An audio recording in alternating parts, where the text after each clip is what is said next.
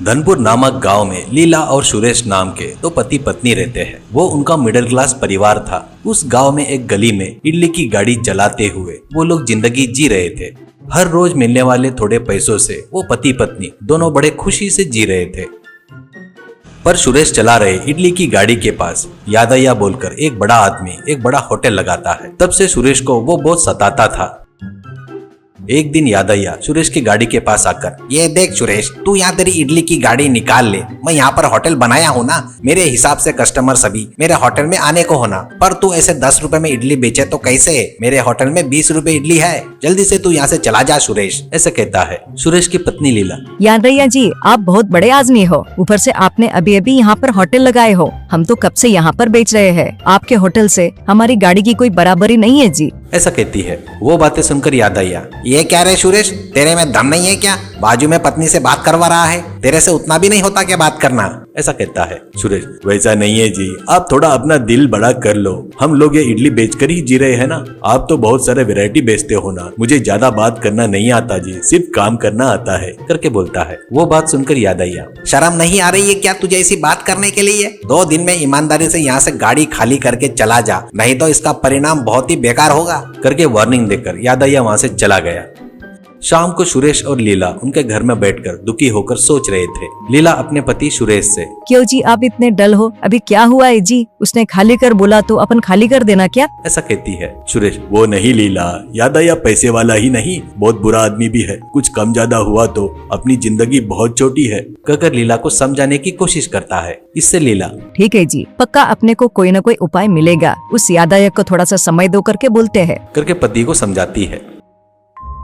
ऐसे ही रहते हुए 2 दिन बाद सुरेश और लीला के घर पर लीला की बहन सुमित्रा आती है। सुमित्रा लीला से, दीदी कैसी हो? तुम लोग से मिलने के लिए मैं मेले में जा रही हूँ करके बताकर तुम्हारे घर पर आई हूँ, करके बताती है। लीला तुरंत, डायरेक्ट अपने घर पर आ सकती हो ना, ऐसा कहती है। सुमित्रा, वो नहीं दीदी, आप और जीजाजी घर छोड़कर जाकर शादी कर लिए ना, इसलिए माँ तुम्हारा नाम लिए तो चिल्लाती है। इसलिए पड़ोस के गांव में मेला चल रहा है तो वहाँ पर जा रही हूँ करके बताकर तुम्हारे पास आई। तभी वहाँ पर सुरेश आता है। सब सुनकर सुरेश, क्यों बेटा अच्छी हो ना, करके अपने साली से कहता है। सुमित्रा, हाँ सुरेश जीजाजी, मैं ठीक हूँ। आप और दीदी भी पड़ोस के गांव में मेले में आए तो अच्छा रहेगा ना, ऐसा कहती है। सुरेश, ये मेले वेले का क्या बेटा, पहले ही थोड़े परेशानी में हूँ, ऐसा कहता है। सुमित्रा, वो नहीं जीजाजी, जतरा बोले तो वहाँ पे हीरे जवाहरात नहीं रहते हैं। वहाँ पर कई प्रकार के खाना बनाने वाले, डिफरेंट आइटम बनाने वाले के स्टाइल रहते हैं। आप भी देख सकते हो ना, सब पता कर लो वहाँ पर आकर, ऐसा कहती है। ऐसा कर सुरेश को समझाती है। लीला और सुरेश दोनों सुमित्रा बताए वैसे ही उस मेले में जाते हैं। मेले में जाता है तो सुरेश की आंखें चमक उठती है। वहाँ पर हर प्रकार के स्टॉल, हर प्रकार का खाना बनाने वाले बहुत ही वैरायटी से खाना बना रहे थे। वहाँ पर सुरेश के दिल को एक चाइनीज नूडल्स और फ्राइड राइस बनाने वाला स्टॉल आकर्षित करता है। इससे सुरेश अपनी पत्नी लीला से, लीला वहाँ पर जाएंगे लीला, वो थोड़ा वैरायटी लग रहा है, वो देखकर सीखेंगे, ऐसा कहता है। फिर पत्नी सुमित्रा और सुरेश मिलकर वहाँ पर जाते हैं।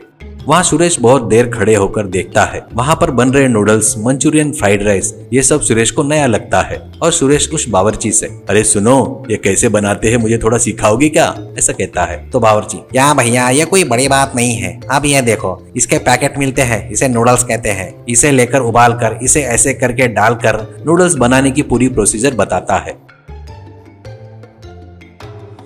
तो सुरेश, धन्यवाद भाई, वो भगवान ही आपको मेरे लिए यहाँ पर भेजा है, ऐसा कहता है। फिर लीला से, लीला अब अपन चलते हैं, कल से अपन इडली नहीं बेचेंगे, ये चाइनीज प्लेटर बेचेंगे, ऐसा कहता है। सुमित्रा, जीजाजी आप तो बड़े बुद्धिमान हो, तुरंत ही पकड़ लिए, आपका सब अच्छा हो, ऐसा कहती है।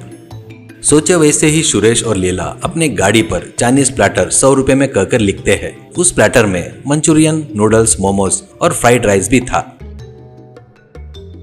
ये सब देखकर यादయ్య सुरेश के पास आता है और, क्या रे सुरेश, छोड़कर चला गया सोचा, फिर 2 दिन में वापस आ गया, ऐसा कहता है। सुरेश, यादయ్య जी, आप अपने होटल में इडली डोसा बेचते हो, हमारे गाड़ी पर वो नहीं मिलता, हम तो चाइनीज वैरायटी वाले आइटम ही बेचते हैं, ऐसा कहता है। यादయ్య, अरे बाप रे, अभी जुबान तो बहुत ज्यादा चल रही है, देखेंगे तेरा वैरायटी खाना खाते या मेरे होटल में खाते, कहकर वहां से गुस्से से चला गया।